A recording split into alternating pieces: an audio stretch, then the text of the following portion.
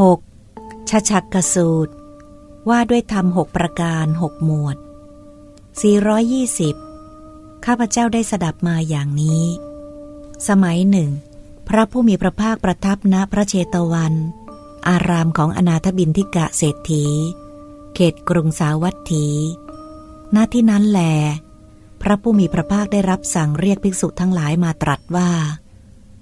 ภิกษุทั้งหลายภิกษุเหล่านั้นทูลรับสนองพระดำรัสแล้วพระผู้มีพระภาคจึงได้ตรัสว่าภิกษุทั้งหลายเราจักแสดงธรรมมีความงามในเบื้องต้นมีความงามในท่ามกลางมีความงามในที่สุดประกาศพรหมจรรย์พร้อมทั้งอรรถะและพยัญชนะบริสุทธิ์บริบูรณ์ครบถ้วนคือธรรม6ประการ6หมวดเธอทั้งหลายจงฟังธรรม6ประการ6หมวดนั้นจงใส่ใจให้ดีเราจะกล่าวภิกษุเหล่านั้นทูลรับสนองพระดำรัสแล้วพระผู้มีพระภาคจึงได้ตรัสเรื่องนี้ว่าเธอทั้งหลายพึงทราบอายตนะภายใน